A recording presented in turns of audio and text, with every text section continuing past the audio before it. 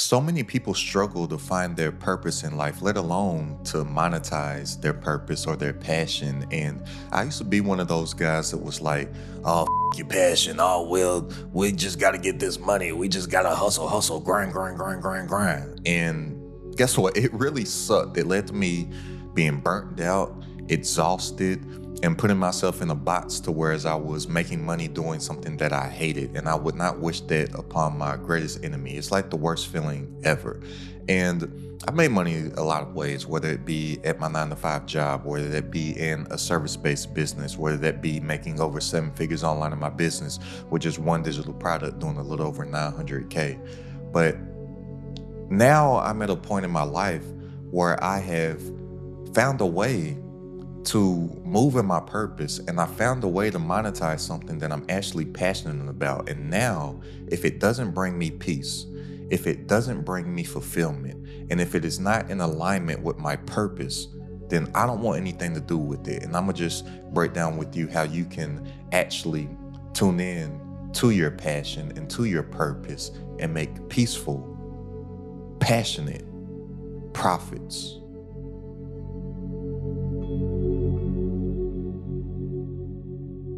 Purposeful, peaceful profits. That's what I'm about. And if it's not about that, then I don't want anything to do with it. Look, I was blinded by the hustle culture, especially in the entrepreneurial world. It's always hustle, hustle, hustle, grind, grind, grind. A saying that I used to say all the time was all gas, no brakes. And guess what happens when a car has all gas and no brakes? It's going to crash. And that's what eventually happened to me. I remember before I fired my 9 to 5 job, April 1st, 2016, I used to physically get sick to my stomach just with the thought of going into work. Like I would have to set my alarm an extra 90 minutes early, an hour and a half early, just to give myself a buffer, because some mornings I would throw up just with the thought of going into work. Like I would literally think myself sick because I hated it so much. And when I fired them April 1st, 2016, before ever making a dollar for myself outside of my workplace, I found myself getting started into a small niche in real estate. And that small niche was called wholesaling, right? And even though it was something that I figured out a way to make some money, and I'm not saying that I went around and was the most successful person at it, but I was making a living for myself and I didn't have to answer to anybody. But I realized that I hated what I was actually doing. And that feeling of sickness within, that feeling, that nauseous feeling of I just want to hurl was happening again. I was like, this can't be life. Like, I became an entrepreneur to do what I want to do, when I want to do it, how I want to do it, on my own time, and enjoy what I'm doing on a day-to-day basis. Like, that was my dream as a little kid. I thought as a little kid, when you're an adult, you get to just do whatever you want to do and have fun, because the adults would always put all these rules on the kids. And I'm like, man, when I become an adult, when I grow up, when I get big, I'm just do what I want to do. I was like, well, I wasn't doing that at my 9 to 5 job, and I'm not doing that as an entrepreneur now. And that feeling actually was starting to feel worse than when I was at my 9 to 5 job, because I was like, I don't have anybody to blame for this except for myself. Like, I put myself in this situation. And then it felt like something that I couldn't quit doing, because the business that I had started was providing for my life. Like, I was like, if I don't continue to do this, how am I gonna eat? How am I gonna pay my bills? It sucked. So then I figured out a way to kinda get out of that business. Once I started monetizing my knowledge and my information online, I packaged up my intellectual property of what I was doing in that small niche in real estate, and I started helping people with it online. And I was like, okay, well, I'm a little bit out of this business because I'm online now, but I still didn't feel in alignment and 100% comfortable with what I was doing, because I was helping people get into something that I hated and wanted to get out of. So I really had to put everything on hold, spend some time with myself. Like, I went into isolation and I found what my purpose was, or I discovered what my purpose was. And ever since then, I've been moving in that. And I'm telling you, life on this side of entrepreneurship, it's so cool, because I actually look forward to doing what I do each and every single day. Like, I'm excited. I'm looking forward to the next day every single day. Kind of like when you're a kid and you're like, really anxious the night before Christmas or something like that because you're just anticipating the presents that you're gonna get. That's how I feel in my business and as an entrepreneur now. And it's only gonna take me about 5 minutes to break this down. So if you don't have 5 minutes to spare, then you'll probably just be like the over 99.75% of people that hate what they're doing, but they feel like they have to do it because what they're doing is making them money. And I wouldn't wish that feeling upon anybody. So look, the first thing that you gotta do is this. You have to first discover what your purpose actually is. And I say this word discover for a reason, because your purpose is already there. You just have to discover it. So if you think about anything that's been discovered throughout history, it was already there. People didn't create something. Like when they found America, people didn't create the land. It was already there and they simply just discovered it. They went on a path and they discovered it. When we go up into outer space and we find new planets, we didn't create the planets. We went in a direction and we discovered it. When we find all that new stuff in the ocean all the time, it was already there. We simply just discovered it. So what it is that you're intended to do and your purpose and how you can at some point turn that purpose into profits, it's already there. You simply have to discover it. But how do we discover it? That's what most people are struggling with.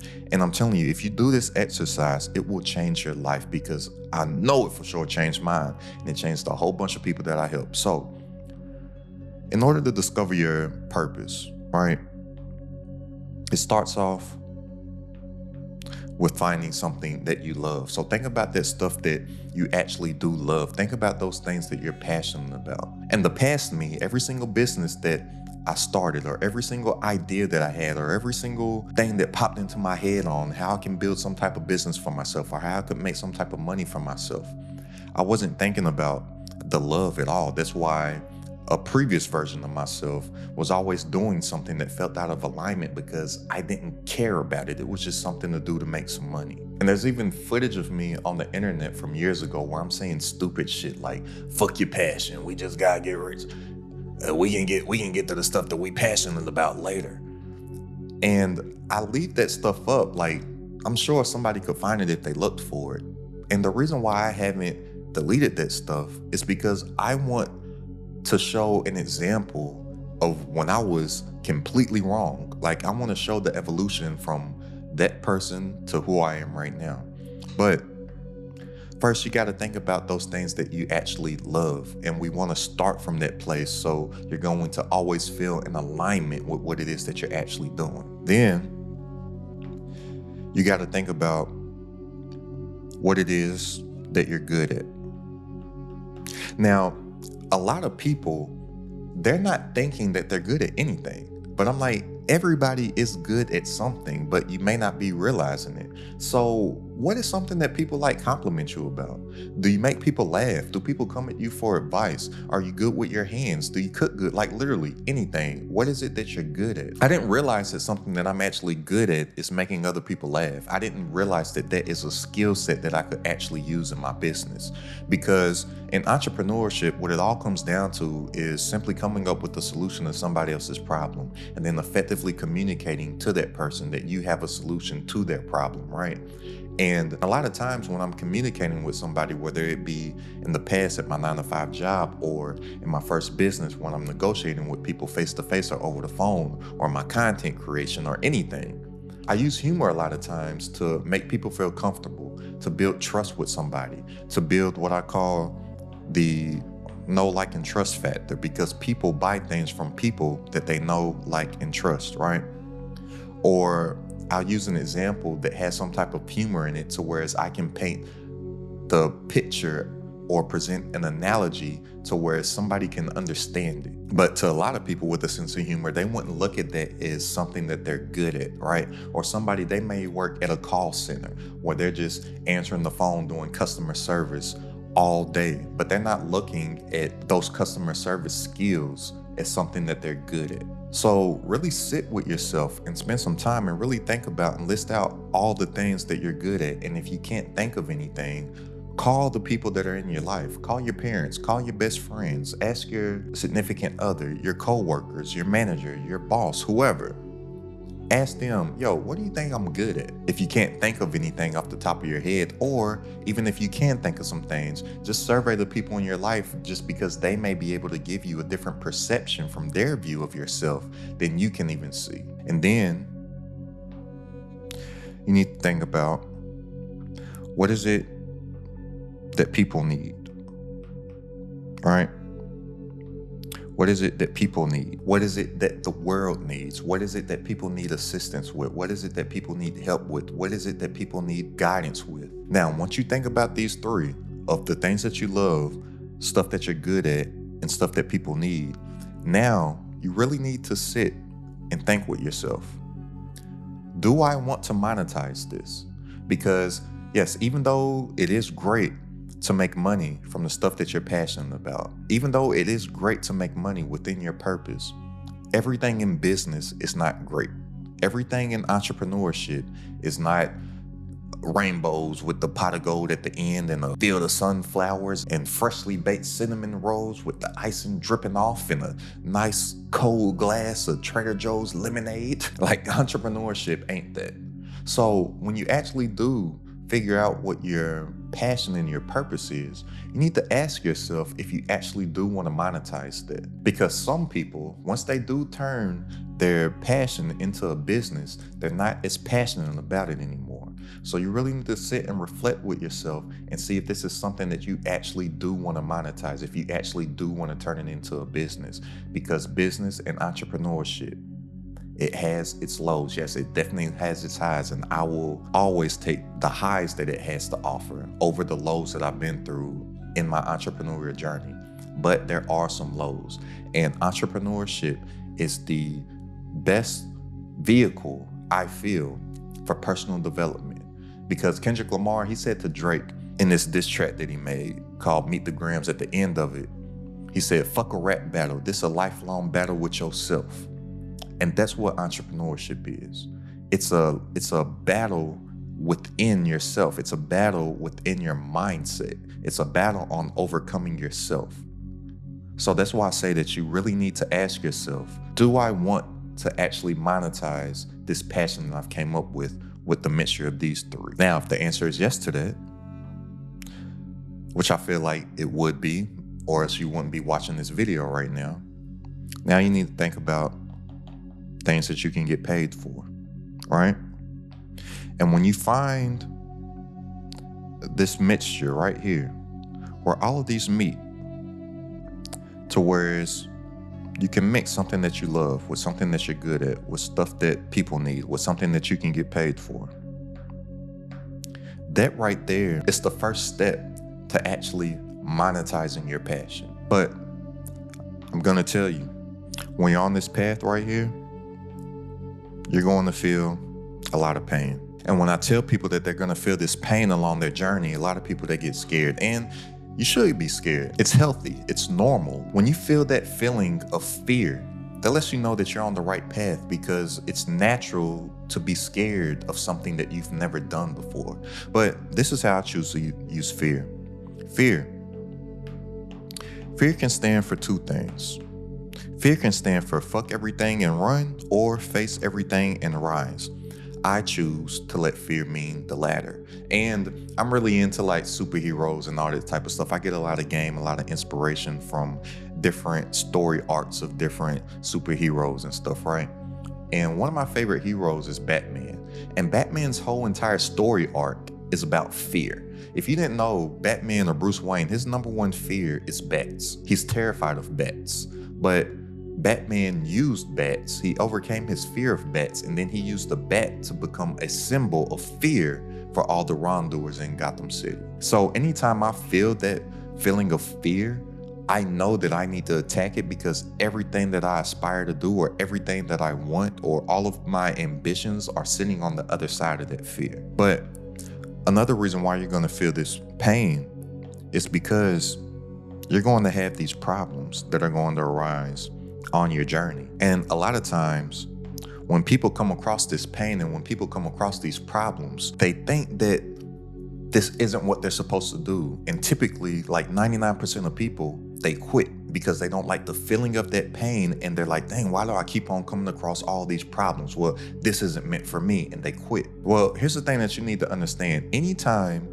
that you make a decision within yourself to better yourself, disruption is always going to happen. Disruption follows intention. So what I mean by this is, like, if you say that you want to get in shape, so you start working out, you are going to immediately feel pain. Most people, they can't be consistent with their workouts. They can't ever fight through that pain. They can't ever fight through that soreness.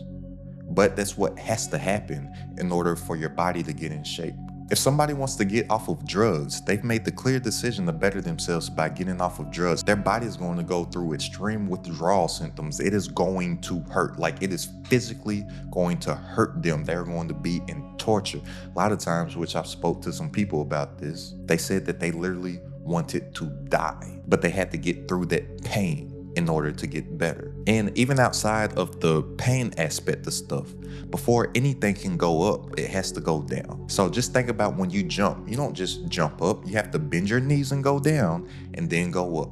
A bird doesn't just go up. They have to flap their wings down in order to go up. A rocket ship doesn't just launch into space. It has to thrust down to then go up. When you're building a house or a building, you don't just build the building. You have to dig down deep into the earth first in order to lay the foundation. And the deeper that you dig, the higher that the building can go. And then you build up. But a lot of times, you're going to feel this pain. You're going to come across these problems because most likely, you're going to be one of the only people that you know looking to do what it is that you're intended to do, looking to do what your purpose is, looking to do something that you're actually passionate about, when nobody in your circle or nobody in your area or anybody that you know is doing the same thing. So you're going to feel that pain also of feeling like an outsider, because the stuff that you're talking about that you're doing, or the stuff that you're talking about that you're working on, it's not going to make sense to 99% of people. They're going to criticize you for it. Some people might make fun of you, but from my experience, the criticism that I got from friends or family members or whatnot, it wasn't from them not believing in me. It was because they actually did love me, and they were actually thinking of my best interest, and they wanted to keep me safe because they couldn't understand it because they never experienced it.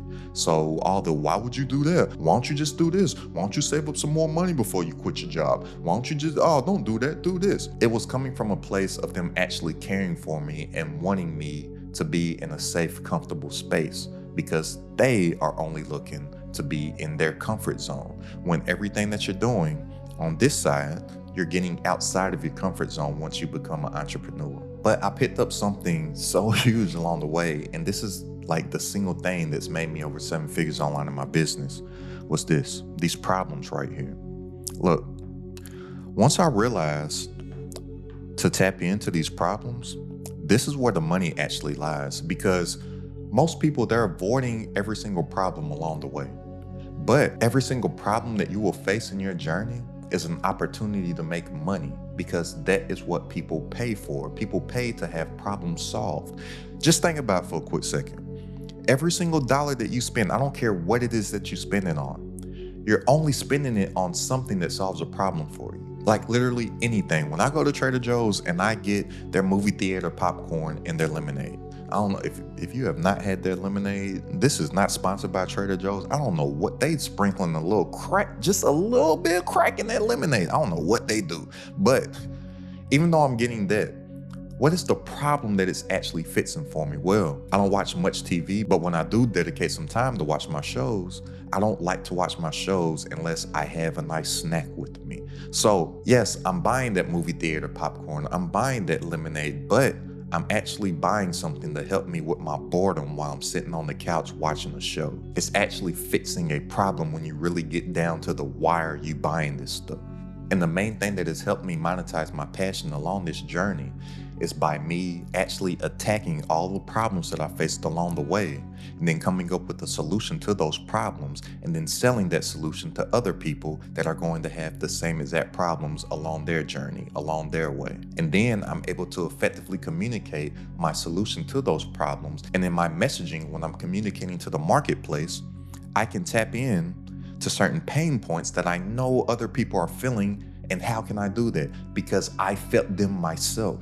And I also know in sales, the number one motivator to get people to make a buying decision is pain. So look, you can either draw someone away from their pain or draw them towards their pleasure. What most people are out here doing is that they're trying to lead people towards their pleasure, but people are going to connect with you on a different level if you lead them away from their pain versus trying to draw them towards their pleasure. So the pain that you'll feel and the problems that will occur, don't look at those as negatives. Those are going to be something that will make you so much money. Feel that pain so you know what somebody else is going to go through, and then sell that solution of the problems that you've overcame. And then along the way, what you're going to have to do is that you're going to have to unlearn to relearn. Now, what I mean by this is that you may not realize it, but you have been programmed for failure since a child. Since you were a kid, you thought that failure is a bad thing. One of the biggest reasons for this is the school system, where they give you this F, right? Like, I don't know what the grading system is now, but when I was in school, if I was right 64% of the time, I was considered a failure. And that's why so many people are scared to bet on themselves out here in the world, because they look at failure as a bad thing, because the school system has programmed you to think that failing is a bad thing. Well, listen to me here. If you get something right 64% of the time in the real world, you will be the richest person that has ever walked the planet. Like, you don't got to be right that many times. You just got to be right one time. Get right once, you're rich. And then outside of the school system, you always got all these other people out here, the adults. When you're a kid, don't do this, you can't do this, don't do this, don't touch that, don't jump on that, don't run that fast, slow down, you can't do this, stop, don't. By the time you become an adult, you don't know what it is that you can do. You forgot. So you're going to have to unlearn everything to relearn some stuff. And the thing about failure, why failure is actually a good thing, is because the only way to figure out what does work is by figuring out what doesn't work. And how do you figure out what doesn't work? You have to fail at something to know that it doesn't work. So something that I do is that I hurry up and I take massive imperfect action just so I can hurry up and get all the failures out the way. Just so I can hurry up and be like, okay, that didn't work, that didn't work, that didn't work, that doesn't work. Oh, this seems to be working. Oh, it seems to still be working. Oh, it seems to still be working. Boom, I found a way that worked. And there's no way to get to that destination of finding what works except for actually failing a whole bunch of times. And then guess what I'm able to do? And one of my secrets on why I'm able to be so consistent in my content creation, because I get that question all the time. How are you able to make so much content? How do you stay consistent? How do you come up with content ideas? Well, I'm doing stuff every single day, and I'm failing and I'm messing up at a whole bunch of stuff every single day. So then I get to make the videos telling you about what doesn't work because I already done did it. Look, I'll go over the hill, then I get a whole bunch of arrows in my back, and then I come back with the arrows in my back, and I'll be like, hey, y'all, don't go that way. They got them arrows over there. They shoot.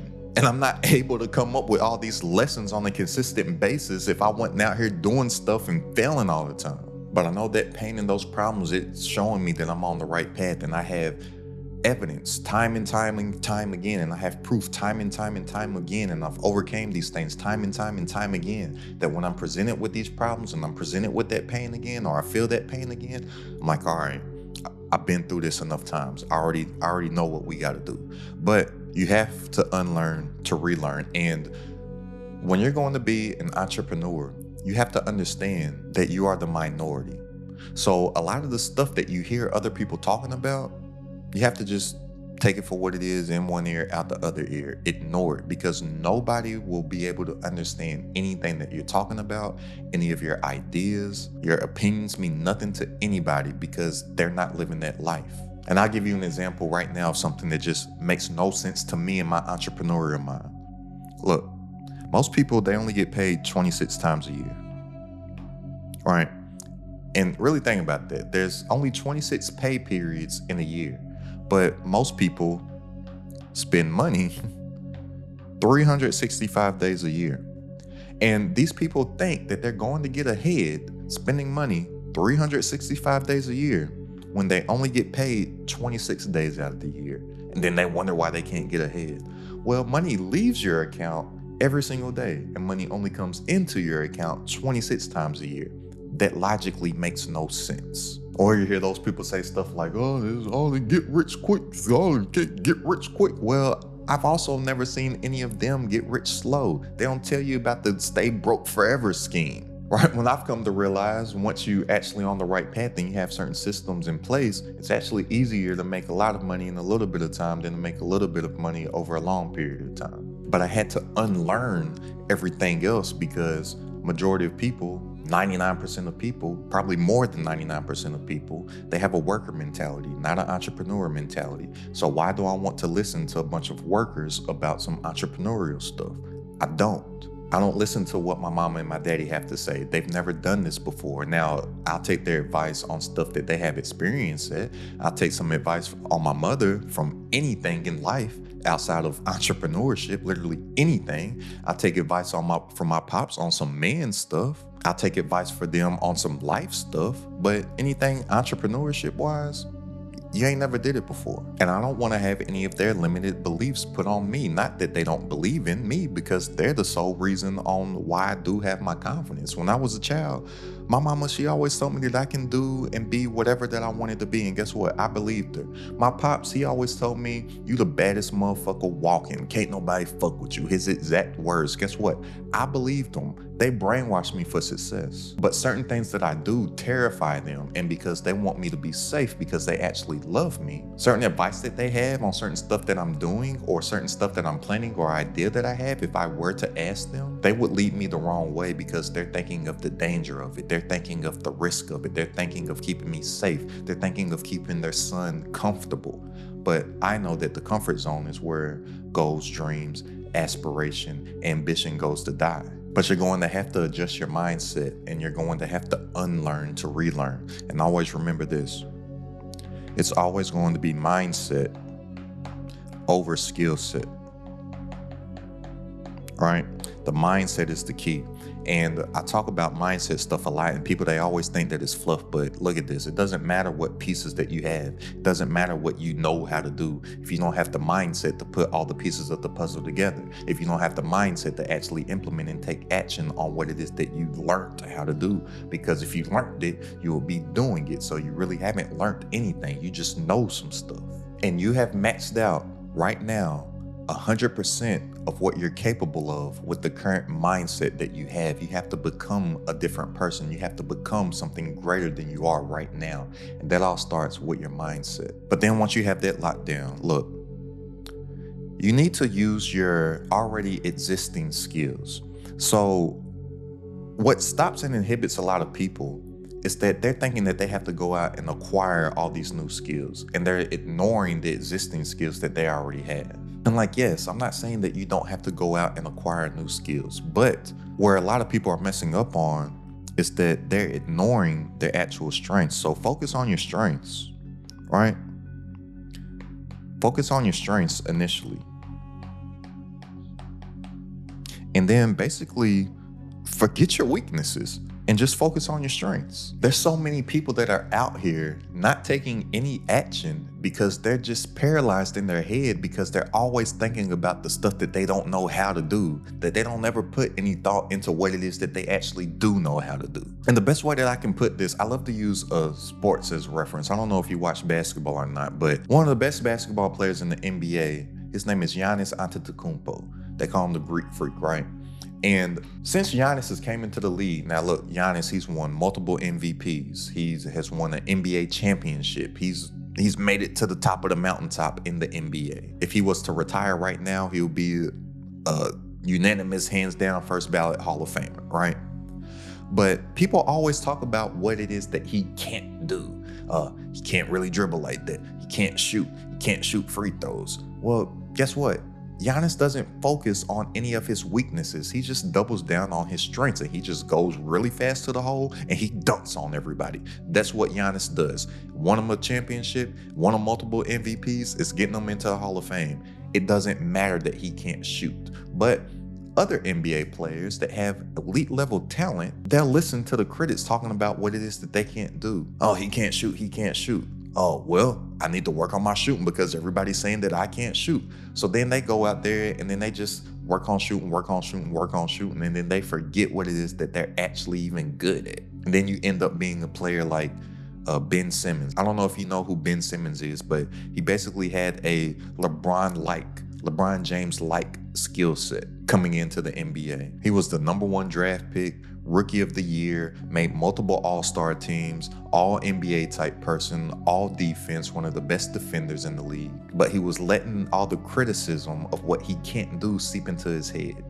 He can't shoot, he can't shoot, he can't shoot. Well, guess what? He started doing all this shooting stuff. Now Ben Simmons is like the worst player in the NBA because he forgot what it is that he actually is good at. It's really mind-boggling to see as an NBA fan of like how a very, very good to great basketball player just turned into like the worst player in the league in 1 year because he was letting everybody get in his head on what it is that he can't do, that it looks like the Monstars. You ever seen Space Jam? The Monstars come and they just steal all the talent from the NBA players. It looks like the Monstars just sucked all the talent out from him, and he's just looking like a baby deer out there, struggling to even find their foot and looking like Bambi out there. All right, I'm sorry to use these basketball references if you don't know, but just think of like somebody that everybody does know. Even if you don't watch sports, you probably at least know who Shaq is, right? Shaq, the biggest joke on Shaq was that he couldn't shoot free throws. Well, guess what? Shaq said, F them free throws. I'm doubling down on what it is that I'm good at. I'm Shaq. I'm dunking on fools. I'm winning 4 championships. I'm becoming the most dominant of all time. I'm Hall of Fame. I'm Shaq. I got a statue out front of Staples Center. I'm Shaq. He said, F what I'm not good at. This is what I am good at. So you need to focus on your strengths. Don't worry so much about your weaknesses. Don't worry so much about the stuff that you're not good at. Now, I'm not saying to totally ignore those things. Yes, we'll work on those over time, but focus on what it is that you're actually good at, focus in and hone in on your strengths, and then use leverage. And what I mean by leverage is this. There's 4 levels of leverage that have been used to accumulate wealth since the beginning of time. In their labor, capital, code, and media. Now, the thing about these 4 levels of leverage is that everybody doesn't have access to these 3 right here. You may not be able to utilize somebody else's labor. You may not be able to utilize either your capital or OPM, somebody else's capital. You may not know how to code and whatnot, but guess what? We all have leverage to our actual media. If you can think about how what I like to call the new rich, how are they becoming the new rich and the new wealthy? They're all leveraging media. And even the old huge companies that could leverage these other 3 back in the day, right? Well, even to this day, they have to leverage somebody else's media. Like McDonald's, they have to have the Cardi B meal to tap into Cardi B's media. McDonald's has to have the chicken Big Mac with the #1 streamer, Kai Cenat, right? They have to tap into somebody else's media because they don't have to leverage anymore. And then you need to create a vehicle. Now, if you can think of a vehicle, right? What is a vehicle? This is a terrible looking car, but what is a vehicle? A vehicle is simply something that takes you from where you are right now to where you want to be. So you need to create a vehicle for yourself in your business, and your vehicle is going to be a digital product, right? Now, a digital product is going to be something to where as you isolate a problem in the marketplace, you come up with a solution for that, and you package that up in a vehicle of a digital product to help somebody get from their current situation of where they are right now to their desired situation of where they actually want to be. Your vehicle, your digital product will be the thing that will be able to assist them and help them to get to there. And the best digital products to sell are information products. Those are the only digital products that people are selling. But here's the thing, it can't just be an info product because people, they don't want just information. Everything's YouTubeable and Googleable and ChatGPTable, right? People, they want a transformation. People, they want to get from where they are right now to where they want to be. So your digital product needs to be a informational, transformational product. The best 3 products to sell are either an ebook, a course, or a membership. And I'll break down those 3 at the end of the video. But once you have your product, this is where we actually start to make the money and get our time back and make more while working less. You need to implement a system. And system stands for saving yourself time, energy, and money. Right? There's only so many hours in a day. There's only so much work that we ourselves can do. And that's why most people can't ever make the amount of income that they want to make, because their income is tied with their actual time. So if they're not putting their time into something, they're not making any money. And that's why most people's income is tapped, because you only have so much time. But when you have a system together, remember, saving yourself time, energy, and money, this system can be working for you 24/7, 365. And that's how you get your time back and make more while working less. So these systems that you want to make for yourself, I call them flywheels. So everything starts off with having an avatar. This is going to be the sole individual that you're going to be helping with whatever problem that they're having. This isn't going to be people. This isn't plural. What most entrepreneurs and aspiring entrepreneurs are doing is that they're trying to help everybody, or they're trying to sell to everybody. And when you're trying to help everybody, you don't sell to anybody. So what I mean by this is that somebody might be in fitness and they say, I have a passion for fitness and I'm going to help people get fit. I'm going to help people be healthy. Well, that's pretty general. Everybody has different reasons for why they want to be healthy. But if you're going to be helping working corporate professionals with children get washboard abs in only 20 minutes a day, you see, you're talking to an individual right there. And then you will be shocked to find out how many working professionals with children that don't have that much time that want to get washboard abs in 20 minutes a day. You'll be shocked to find out how many more people fit that avatar's profile out there. And that's how you actually start to get seen, and you get some traction, and you start to gain an audience online. And then you only make content speaking to your avatar, which then the algorithms start to categorize your content, and you start to become an authority in a certain space. Then they start to use their organic traffic sources to put you in front of more people that fits your avatar's profile, which then you add that with this flywheel, you create that digital product for them, which right here is where you get to sell, you get the money. Whereas then, remember, we're selling transformation right here, not just information.